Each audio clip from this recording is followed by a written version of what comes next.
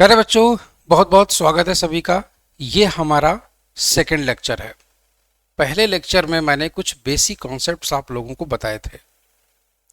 Measurement और error नाम का ये इस चैप्टर में हम लोग फिजिकल क्वांटिटीज के बारे में भी हम लोगों ने जाना था, और आज हम लोग सीखने वाले हैं, मतलब कदम रखेंगे मेजरमेंट में, है ना, मेजरमेंट की तरफ। तो पहली चीज तो ये होती है कि मेजरमेंट की जरूरत क्यों पड़ती है। तो मेजरमेंट की जरूरत क्यों पड़ती है, एक्चुअली में एक शब्द होता है कंपैरिजन। जहां पर कंपैरिजन आता है, जहां तुलना करना होता है, वहां पर हम लोगों को मेजरमेंट की जरूरत पड़ती है। और बस तुलना करने पर यह पता चलता है कि कौन सी क्वांटिटी की वैल्यू ज्यादा है और किस क्वांटिटी की वैल्यू कम है, मगर कितनी कम है ये नहीं पता चल पाता। इसीलिए एक स्टैंडर्ड रेफरेंस बनाया गया। एक स्टैंडर्ड रेफरेंस, उसे हम लोग यूनिट बोलते हैं, और उसी यूनिट के कंपैरिजन में हम लोग बाकी क्वांटिटीज की यूनिट्स, मतलब बाकी क्वांटिटीज की वैल्यू को मापते हैं। जैसे लेंथ का एक स्टैंडर्ड माना गया कि एक लेंथ है, एक फिक्स लेंथ है, जिसे हम लोगों ने 1 मीटर बता दिया, और उसकी लंबाई लगभग इतनी होती है, ठीक है, लगभग इतनी, और ये यूनिट है। तो बाकी हम किसी भी ऑब्जेक्ट की या कोई रास्ते की या किसी की भी अगर लेंथ मापेंगे अगर हम लोग, तो हमेशा इसके कंपैरिजन में देखेंगे कि इसके जैसी लेंथ कितनी उसमें समा जाएंगी। इस पर्टिकुलर लेंथ को हम लोग यूनिट बोलते हैं, इसी को स्टैंडर्ड रेफरेंस बोला जाता है एक शब्द में। तो ये तुम्हारी यूनिट यहाँ पर मीटर है, ये लेंथ की बात कर ली। मगर जब हम लोग उन्हें सब्जी खरीदने गए तो प्याज ले लिया, आलू ले लिया, टमाटर ले लिया, मगर कितना ले लिया ये कैसे पता चलेगा। इसके लिए एक फिक्स अमाउंट में एक स्टैंडर्ड रेफरेंस वहां पर भी दिया गया, और उस स्टैंडर्ड रेफरेंस को हम लोग बोलते हैं यूनिट, और वहां पर उसकी यूनिट मास की होती है किलोग्राम। जो कि आज का जो मेजरमेंट सिस्टम है, एसआई सिस्टम है, इंटरनेशनल सिस्टम ऑफ मेजरमेंट, इसके बारे में मैंने आपको बताया था कि ये एमकेएस मेजरमेंट सिस्टम का एक्सटेंडेड वर्जन है ना। तो वहां पर हम लोगों ने किलोग्राम ले लिया मास के लिए। ऐसे ही डिफरेंट टाइप्स की क्वांटिटीज की अपनी एक फिक्स वैल्यू होती है, ठीक है। अब हम लोग आज सबसे पहले मेजरमेंट में सीखेंगे लेंथ का मेजरमेंट कैसे करते हैं। तो प्यारे बच्चों, लेंथ के मेजरमेंट की ज़रूरत क्या पड़ी? बिल्कुल ज़रूरत होती है। अगर हम कहीं कोई रास्ता ट्रेवल करते हैं, कोई रास्ता तय करते हैं, हम यात्रा करते हैं, तो नो डाउट हमें उस रास्ते की लंबाई पता होनी चाहिए। हम किसी को क्या बताएंगे कि हम कितनी दूर ट्रेवल करके आए हैं? तो बताएंगे ना, कि या फिर मीटर लेकर के चलेंगे कि हाँ देखो ये हमारा 1 मीटर है, और ऐसे हम जिस रास्ते पर ट्रेवल करके आए हैं उस पर ऐसे 10,000 मीटर्स रखे जा सकते हैं, ये स्केल जो है। तो हम उसको डायरेक्टली बोल सकते हैं कि देखो हम 10,000 मीटर्स ट्रेवल करके आए हैं, है ना। मगर जरा सोचो कि अगर ये मेजरमेंट का सिस्टम ना हुआ होता, तब हर व्यक्ति को एक पैमाना लेके चलना पड़ता, और जिसके पास जाता और उसे बताता कि ये जो पैमाना है, जिस रास्ते से मैं चल के आया हूँ उस रास्ते पर अगर ऐसे पैमाने रखे जाएं लाइन से, तो 10,000 या 20,000 पैमाने रखे जा सकते हैं। इतने लंबे रास्ते को हम ट्रेवल करके आए हैं, मगर ये इंडिविजुअल लेवल पे पॉसिबल नहीं होता, न ही ये एक्सेप्टेड होता हर किसी के द्वारा, है ना। तो इसी वजह से एक यूनिवर्सली एक्सेप्टेड, जो पूरा ग्लोबल एक्सेप्ट करे कि पूरा, मतलब उस पूरी पृथ्वी पर जितने भी लोग रहते हैं जो मापते हैं चीज़ों को, वो सभी इसे एक्सेप्ट कर सकें, ठीक है। तो इसी वजह से एक मेजरमेंट सिस्टम बनाया गया था। अच्छा, दूसरी चीज, जब हम लोग बात करते हैं मेजरमेंट लेंथ के लिए, किसी लंबाई को मापने के 2 तरीके देखो हो सकते हैं। डिपेंड करता है कि वो लंबाई कितनी है। ऐसा इसलिए मैं बोल रहा हूँ क्योंकि कुछ लंबाइयाँ ऐसी होती हैं कि जिन्हें हम डायरेक्टली स्केल से माप सकते हैं, है ना। जैसे मान लीजिए कि हमने किसी रास्ते की लंबाई है, उसको मापा जा सकता है। हम कपड़ा खरीदने गए पैंट शर्ट का, तो दुकानदार से कहेंगे 4 मीटर 5 मीटर, तो उसकी लंबाई मापी जा सकती है ना। जैसे मान लो ये पेन है, इसकी लंबाई मापी जा सकती है, इस पेन का डायामीटर मापा जा सकता है। इसके लिए अलग अलग मशीनें इस्तेमाल होती हैं जिन्हें मेजरिंग इंस्ट्रूमेंट्स कहा जाता है ना, जिन्हें मापक यंत्र कहा जाता है। ठीक है, आप लोगों ने अभी जब लैब में, अभी तो आप 10th में थे, अब आप जब 11th क्लास में गए हैं तो अब आप लैब में जाएंगे, और जब आप लैब में जाएंगे तो लंबाई को मापने के लिए, लेंथ को मेजर करने के लिए अलग अलग तरीके के इंस्ट्रूमेंट्स देखेंगे। ठीक है, तो जैसे मीटर स्केल होता है ना, एक फुट भी होता है जो इतना लंबा होता है, तो वैसे ही एक वर्नियर कैलिपर होता है, वर्नियर कैलिपर्स, उससे भी हम लोग लेंथ मापते हैं, है ना। वैसे ही स्क्रू गेज होता है ना। तो ऐसे ही कई इंस्ट्रूमेंट्स होते हैं जिनसे छोटी सी छोटी लंबाई भी हम लोग माप सकते हैं, मगर कुछ लंबाइयाँ बहुत बड़ी होती हैं जो हमारी इस रेंज से बाहर होती हैं, उनको कैसे मापा जाए। जैसे फॉर एग्जांपल यहाँ से चंद्रमा तक की जो दूरी है वो कैसे मापेंगे, जरा सोचिए। ऐसा तो पॉसिबल ही नहीं है ना कि हम मीटर स्केल से चंद्रमा तक की दूरी को अपनी जगह से माप लें, पॉसिबल ही नहीं है ना। तो ऐसी दूरियों को मापने के कुछ दूसरे तरीके होते हैं। ये जो दूसरे तरीके होते हैं इनको इनडायरेक्ट मेथड्स की कैटेगरी में रखा गया है। जो डायरेक्ट मेथड होता है लेंथ को मापने का, उसमें हम लोग सीधे सीधे मीटर स्केल या किसी मेजरिंग इंस्ट्रूमेंट से मापते हैं, मगर जब ऐसी दूरियां हों जो कि हमारी इस रेंज से बाहर हों, तब हम लोग वहां पर इनडायरेक्ट मेथड्स का इस्तेमाल करते हैं। ठीक है, तो चलिए पहले कुछ टर्मिनोलॉजी समझते हैं। कुछ ऐसे टर्म होते हैं जो इन सब चीज़ों को समझने के लिए बहुत ज़रूरी है। अगर हम इनके तरीकों के बारे में जानेंगे कि कैसे लंबाई को मापा जाए या कैसे लंबाई को मापा जाता है, तो उसके पहले कुछ टर्म्स होते हैं, और वो टर्म्स क्या है वो हम लोग यहीं पर सीखेंगे। ठीक है, चलिए तो आगे की दिशा में आज सबसे पहले हम लोग देखते हैं जरा कि जैसे कि मैंने आप लोगों को बोला कि लंबाई को मापने के लिए, ठीक है ना, हाँ, लंबाई को मापने के लिए हम लोग मीटर स्केल का इस्तेमाल करते हैं। ठीक है, मीटर स्केल जो होती है वो 10⁻³ मीटर से 10⁻² मीटर तक हम लोग माप सकते हैं। ठीक है, वर्नियर कैलिपर्स होता है, इसकी एक्यूरेसी बहुत अच्छी होती है। अब देखो ये एक्यूरेसी जो टर्म है ये क्या होता है वो हम आपको अभी बताएंगे। ठीक है, 10⁻⁴ मीटर तक बहुत अच्छे से माप सकता है, मतलब छोटी लंबाइयाँ, है ना, छोटी लंबाइयाँ। जैसे हमने कह दिया कि कोई पतला सा वायर है, उसका डायामीटर मापना है कि वो कितना मोटा है, तो ऐसी चीज़ों का इस्तेमाल किया जाता है। ठीक है, स्क्रू गेज है, स्क्रू गेज, स्फेरोमीटर, इनको भी इस्तेमाल किया जाता है लंबाई को मापने के लिए। और इनका जो इस्तेमाल होता है जब वर्नियर कैलिपर्स की रेंज ख़त्म हो जाती है, मतलब इसकी रेंज से भी ज़्यादा पतले किसी तार की मोटाई को मापना हो, तो हम लोग यहाँ ये मापते हैं। ठीक है, ऐसे ही जब हम लोगों ने जैसे बोला कि जब इन लंबाइयों की रेंज ख़त्म हो जाती है, इतनी छोटी छोटी लंबाइयों तक को हमने माप लिया डायरेक्ट मेथड से, तब हम लोग कुछ स्पेशल इनडायरेक्ट मेथड्स को इस्तेमाल करते हैं। ठीक है, पहला मेथड समझते हैं जरा। अच्छा, आप लोगों ने एक चीज़ समझी होगी, एक चीज़ समझिएगा, कभी आप जैसे अपने से कुछ दूरी पर किसी टेबल पे कोई एक वस्तु रख दीजिए, कोई एक बॉडी रख दीजिए, और उसके बाद आप अपनी एक आंख को बंद करिए ऐसे करके। ठीक है, और उस वस्तु के पीछे कोई दीवार हो, थोड़ा दूरी पर हो दीवार। ठीक है, तो आप उस वस्तु को देखिएगा, उसकी पोजीशन देखिएगा ऐसे करके, जैसे आप कैमरा हमसे काफ़ी दूरी पर है और मेरी आंख और कैमरे के बीच में ये पेन है।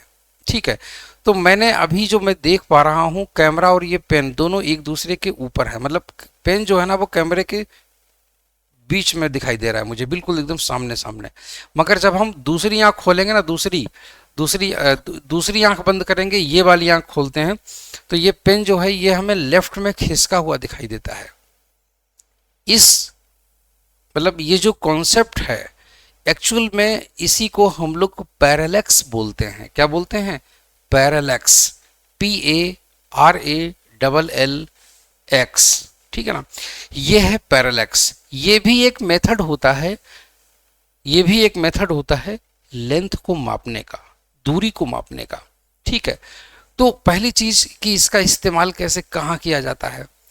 कुछ ऐसी दूरियां जो बहुत ज्यादा होती हैं, जैसे कोई हमारे पृथ्वी से कोई तारा है ना, बहुत दूर है, जैसे चंद्रमा ही हुआ दूर है, तो इन सब चीजों की इनकी दूरियां मापने के लिए हम लोग पैरेलैक्स मेथड का इस्तेमाल करते हैं। यहां पर एक टर्म और आता है, उसको बोलते हैं पैरेलैक्स एंगल। वो भी मैं आप लोगों को यहां पर बताऊंगा। अब यहां एक एक्सपेरिमेंट देखिएगा। ये हमारी दोनों आंखें हैं, राइट आई, ये लेफ्ट आई, ठीक है। और ये यहाँ पर एक पेन है, एक पेन, और ये एक दीवार है, जो अभी एक्सपेरिमेंट मैंने किया था। ठीक है, हमने एक बार दाहिनी आंख को बंद किया और उस पेन की लोकेशन देखी तो ए पॉइंट पर थी।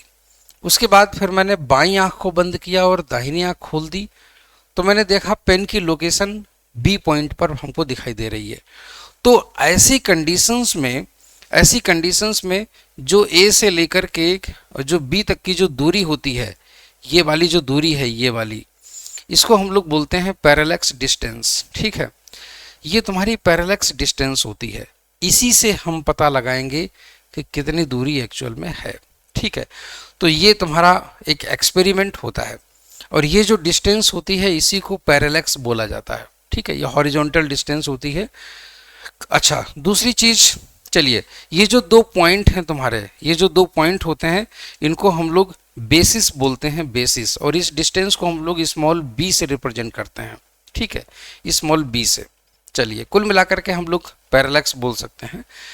अब आप एक चीज देखिएगा, जैसे कि मैंने आपको बोला कि यहाँ से अगर हम कोई अपनी आंखें अगर हम लोग यहाँ पर रखते हैं, जैसे ये कोई पॉइंट है एस, ठीक है, यहाँ पर हम अपनी आंखों को रखते हैं, ऑब्जर्व करते हैं, और कोई एक वस्तु है, उसके लंबाई के जो दो एंड्स हैं वो ए और बी हमें कुछ इस तरीके से दिखाई देते हैं। ठीक है, और यहाँ पर जो एंगल बनता है, ये एंगल की जो होगा वैल्यू होगी ना, वो घटती चली जाएगी अगर ये एस पॉइंट बहुत दूर चलता चला जाए, है ना।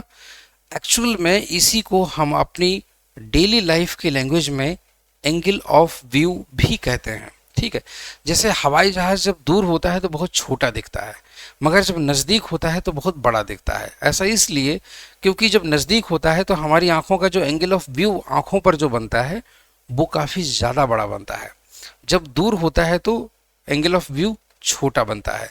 ठीक है ना, तो क्योंकि हमें लेंथ उसकी कम दिखाई देती है दूर से, इसी वजह से।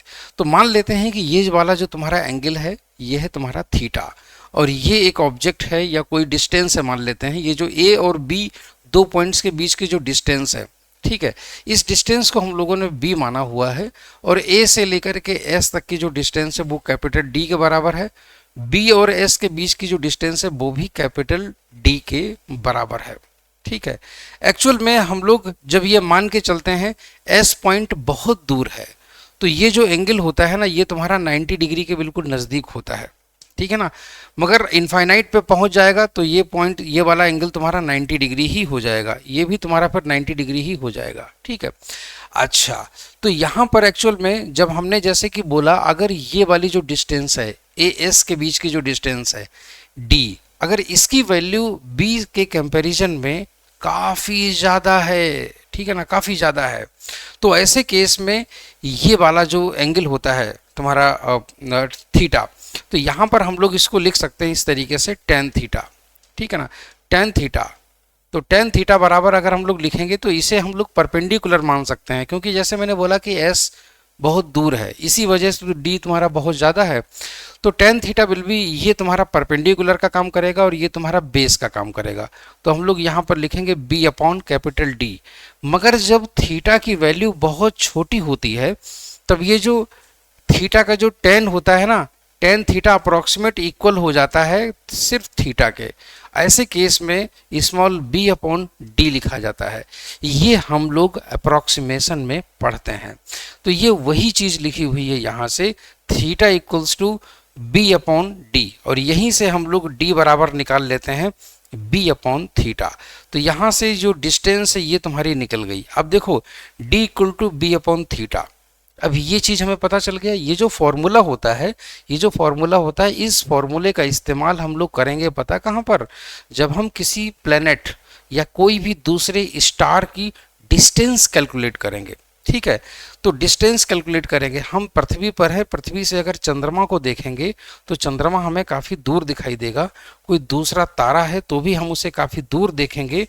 तो ऐसे केस में हमारी आंखों पर बनने वाला जो एंगल ऑफ व्यू होगा वो थीटा, वो काफ़ी छोटा होगा। और ये जो होगा ना, ये एक्चुअल में डायमीटर कह सकते हो कि कोई दूसरा मतलब कोई प्लेनेट है इस तरीके से। तो इसका जो डायमीटर होगा वो तुम्हारे दो एंड्स के हो जाएंगे, ए और बी। ऐसे हम यहाँ पर सवालों को सॉल्व करने वाले हैं। ठीक है, तो आप लोगों को यहाँ पर ये वाला फॉर्मूला ध्यान रखना पड़ेगा। ठीक है ना, तो चलिए हम लोग देखते हैं जरा कि ऐसे कुछ सवाल कैसे किए जाते हैं। ठीक है, तो आपको बस खाली सिंपल सा फॉर्मूला ये ध्यान रखना होगा। एक सबसे पहली चीज की एंगल का कन्वर्जन हम लोग जरा सीख लेते हैं। देखिए, ऐसे सवालों को करने के लिए आप लोग एक चीज ध्यान रखिएगा, हम लोग कभी भी कैलकुलेशंस में एंगल को डिग्री में नहीं मापेंगे। एंगल को वैसे डिग्री में, रेडियन में, मिनट, सेकंड में भी मापा जाता है, मगर हम लोग यहाँ पर जो एमकेएस जो एसआई सिस्टम है हमारा, एसआई सिस्टम में एंगल की जो यूनिट होती है वो रेडियन हम लोग लेते हैं। तो रेडियन में पहले कन्वर्ट करेंगे उसके बाद। ठीक है प्यारे बच्चों, जब हम लोग एक चीज़ जानते हैं कि कोई भी मान लेते हैं, जैसे ये एक स्ट्रेट लाइन है और यहाँ पर एक पॉइंट है, अगर यहाँ से ऐसे करके पूरा एंगल अगर हम लोग मापें तो ये 180 डिग्री है। ठीक है ना, हाँ, इसको 180 डिग्री बोलते हैं इतने एंगल को। ठीक है, मगर यही अगर हम लोग पूरा सर्कल कंप्लीट कर देते हैं यहाँ से यहाँ तक, तो ये तुम्हारा हो जाता है 360 डिग्री। ठीक है ना, 360 डिग्री।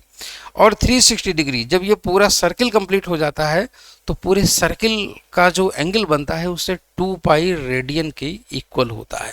ठीक है, तो समझिएगा यहाँ पर, तो 2 पाई रेडियन, तो 2 पाई रेडियन जब हम लोग लिखते हैं इस तरीके से तो वो तुम्हारा 360 डिग्री के इक्वल होता है। इसको हम लोग ऐसे भी कह सकते हैं कि पाई रेडियन जो होता है ना, पाई रेडियन, ठीक है, पाई रेडियन, तो वो तुम्हारा 180 डिग्री के इक्वल हो गया। ठीक है, यहाँ से अगर एक रेडियन की, अगर एक डिग्री की हम लोग बात करें तो हम लोग लिखेंगे पाई अपॉन 180, पाई अपॉन 180 रेडियन। तो ये इसकी वैल्यू हो जाती है। ठीक है, और ये बहुत इंपॉर्टेंट होती हैं छोटी छोटी सी चीज़ें, क्योंकि ऐसी ही छोटी छोटी चीज़ें हमारे सवालों को सिंपल बना देती हैं। ठीक है, चलिए इसका आगे का पूरा सॉल्यूशन हम लोग देखते हैं। तो जैसे कि मैंने आप लोगों को बताया, सबसे पहले ए वाला देखेंगे कि 1 डिग्री की वैल्यू हम लोगों को कैलकुलेट करनी है रेडियन में कितनी होती है। ठीक है, तो जैसे कि मैंने आप लोगों को बोला कि 360 degree this is equal to 2 pi radian. ठीक है, तो 1 degree will be equal to pi upon 180 radian. और अगर हम लोग पाई की वैल्यू रख देते हैं, पाई की वैल्यू हम लोग जानते हैं कितनी होती है, 3.14। ठीक है, तो वो जब हम लोग वैल्यू यहाँ पर पुट करेंगे तो तुम्हारा यहाँ ये वैल्यू निकल करके आती है 3.14 अपॉन, और जब उसकी वैल्यू रखते हैं तो यहाँ पर 180 से डिवाइड करेंगे तो हमारी वैल्यू निकल करके आती है 1.74 मल्टीप्लाइड बाई 10⁻⁻² रेडियन। आप लोग ये चीज़ हमेशा याद रख लीजिएगा कि ये इसकी वैल्यू होती है यहाँ पर, क्योंकि ये आगे कई क्वेश्चंस में आपको डायरेक्टली ये वैल्यू पुट करनी पड़ेगी, तब आपका फाइनल आंसर आएगा। ठीक है ना, दूसरी चीज़, 1 डिग्री बराबर 60 मिनट होता है। ठीक है, ये आप रिलेशन हमेशा ध्यान रखिएगा। वैसे 10th क्लास में आप लोगों ने ये भी पढ़ा होगा। ठीक है, 10th क्लास में आप लोगों ने ये भी पढ़ा होगा, 1 degree this is equal to 60 minutes. ठीक है, अब ये तुम्हारा 1 डिग्री इक्वल टू रेडियन में कितना होता है, रेडियन में ये इतना होता है। कहाँ से सीखा हमने, अभी हमने ए वाले ऑप्शन में यही चीज़ कैलकुलेट की है। ठीक है, तो 1.74 मल्टीप्लाइड बाई 10⁻⁻²। उसके बाद अब हम लोग एक चीज़ निकालेंगे कि यहाँ से 1 मिनट कितने रेडियन के इक्वल होता है। तो 60 डिग्री अगर आप जरा ध्यान से देखेंगे, तो 60 डिग्री इक्वल टू इतने रेडियन। ठीक है ना, हाँ, 60 डिग्री इक्वल टू इतने रेडियन। तो ये चीज़ यहाँ से ध्यान रखिएगा। तो 60 से डिवाइड कर देंगे यहाँ पर, तो 1 मिनट हो गया इक्वल टू 1.74 इंटू 10⁻⁻² रेडियन, ठीक है ना। हाँ, ये तुम्हारा हो गया ऐसे करके। अब यहाँ पर ये वैल्यू तुम्हारी आ गई, तो 1 degree will be equals to approximately, जब हम लोग 60 से डिवाइड करेंगे तो ये आ जाएगा 2.91 इंटू 10⁻⁻4 रेडियन, ठीक है।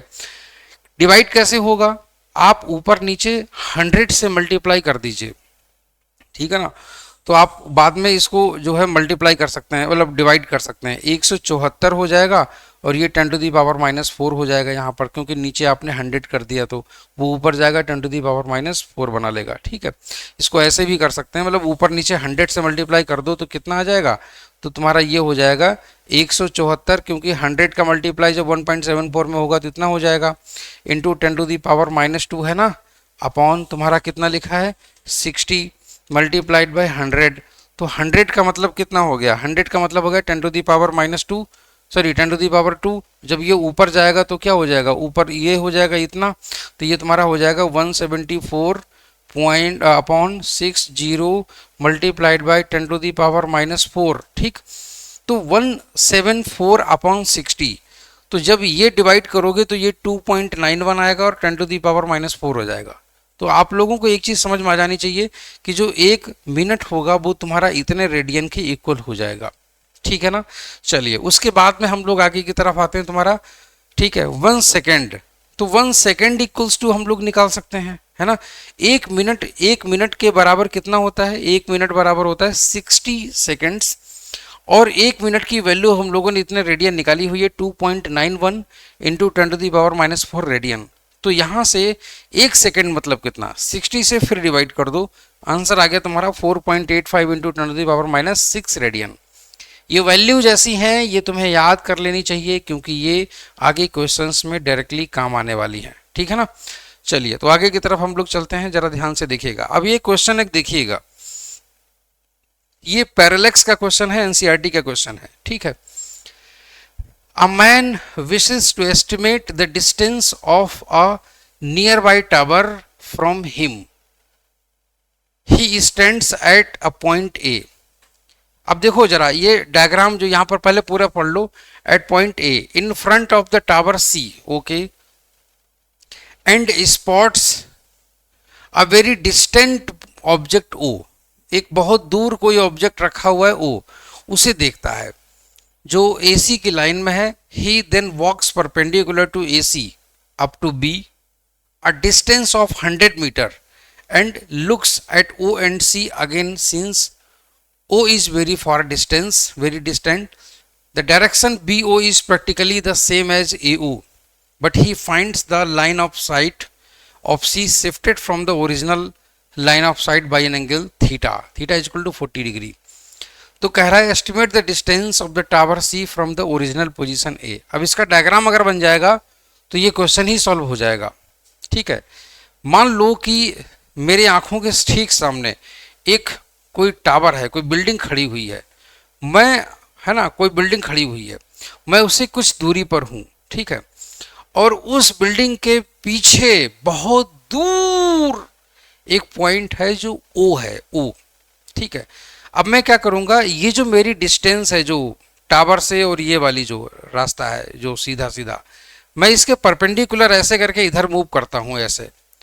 अब मैं देखता हूँ कि ये जो हमारा टावर था, अब मैं टावर को देखता हूँ और वो वाला जो पॉइंट है, अब ये हमारा जो मूवमेंट हुआ ना, तो उन दोनों के बीच में जो एंगल तुम्हारा बन के आता है ये वो 40 डिग्री हो जाता है।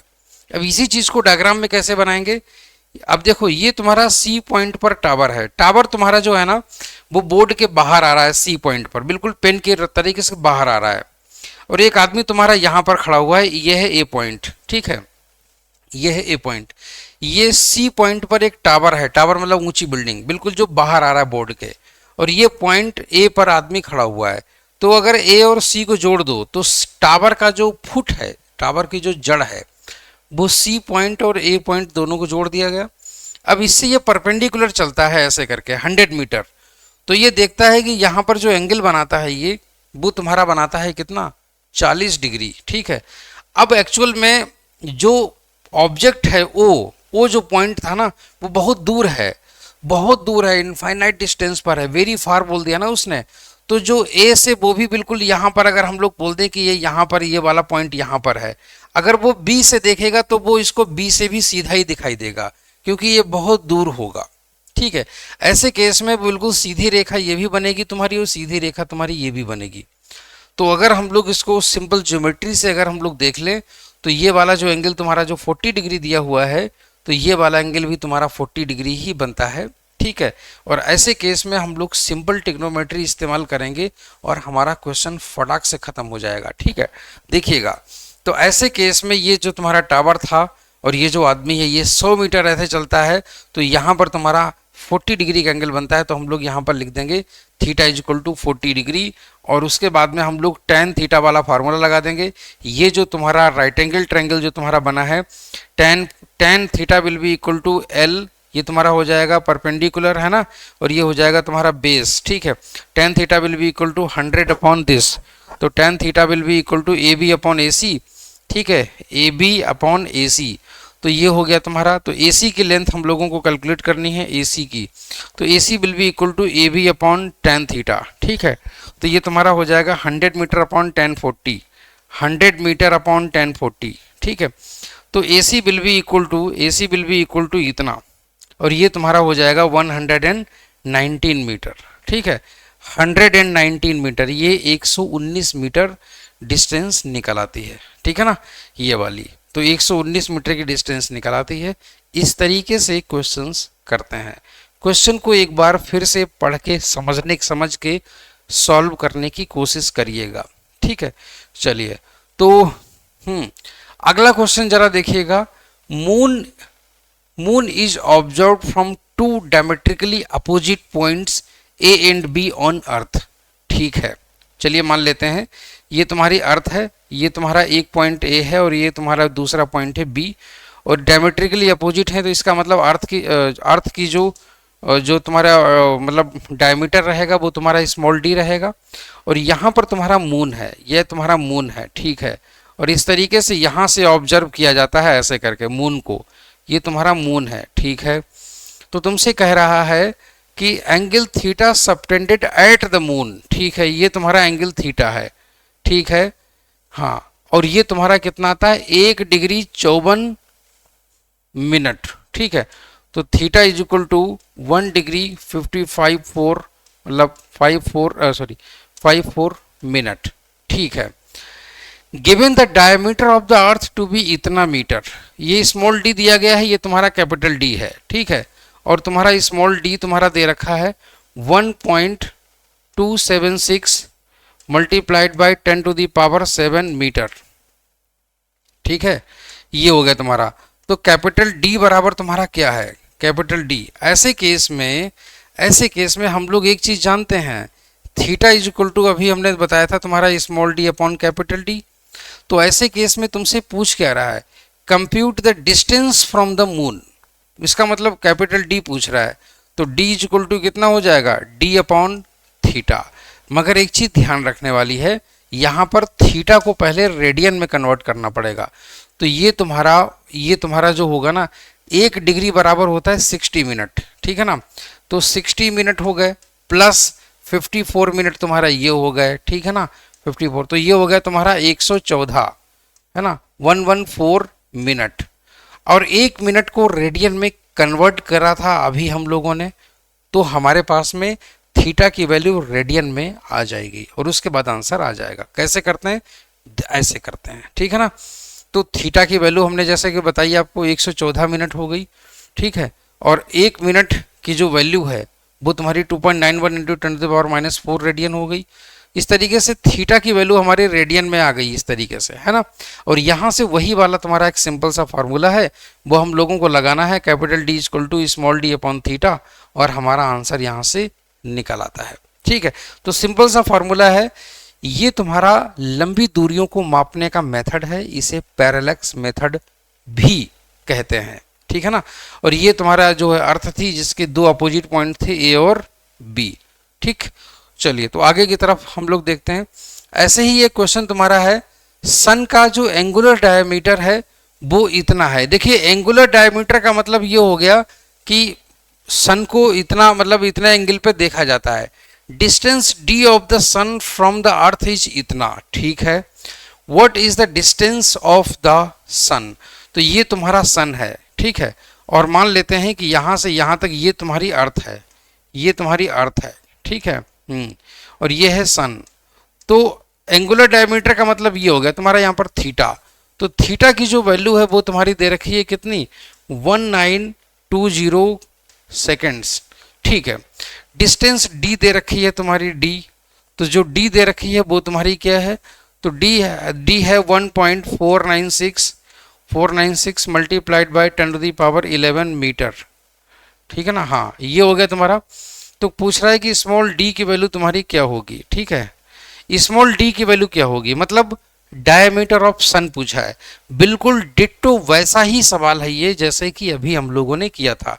तो इसको कैसे करते हैं, ये है सूरज, ये तुम्हारा सूरज है। सूरज का जो डायमीटर है वो है तुम्हारा स्मॉल डी, ठीक है। और ये है हमारी अर्थ, और ये है एंगल जो यहाँ पर बन रहा है, ठीक है। तो इसको, ये वाला जो एंगल था ना, इसको एंगुलर डायमीटर दे दिया है किसका, सन का, मतलब एंगल तुम्हारा वहाँ पर, ठीक है। तो हम लोग इसको भी पहले कन्वर्ट करेंगे रेडियन में, वो मैंने अभी आप लोगों को सिखाया था, ठीक है। तो यहाँ पर 1920 मल्टीप्लाइड बाई 1 सेकेंड में कितने रेडियन होते हैं, इतने रेडियन होते हैं। अभी थोड़ी देर पहले हम लोगों ने कैलकुलेट किया था, टोटल हमने रेडियन की वैल्यू निकाल ली, इतने रेडियन, ठीक है ना। अच्छा, उसके बाद वही वाला हमारा जो है फॉर्मूला होता है, simple small D equal to theta into D. Theta तुम्हारा दे रखा है, डी दे रखा है, ठीक है ना। और हमने बस फिर क्या, उसके बाद में हमारा आंसर आ गया। तो ये हमारा सन का डायमीटर कैलकुलेट होके आ जाता है, ठीक है ना। तो प्यारे बच्चों, उम्मीद करता हूं कि आप लोगों को पैरेलैक्स मेथड समझ में आ गया होगा, और ऐसे ही आगे के क्वेश्चंस जरा एक बार आप ट्राई करिएगा, इनको समझिएगा, ठीक है। और ये वीडियो अपने दोस्तों को भी शेयर करिएगा। इस वीडियो में हम लोग अभी फिलहाल इतना ही रखेंगे, ठीक है। अगले वीडियो में हम इसके आगे की चीज़ों के बारे में डिस्कस करेंगे, ठीक है। तो इस वीडियो में हम लोग अभी फिलहाल इतना ही रखेंगे। Thank you so much, bye bye, take care.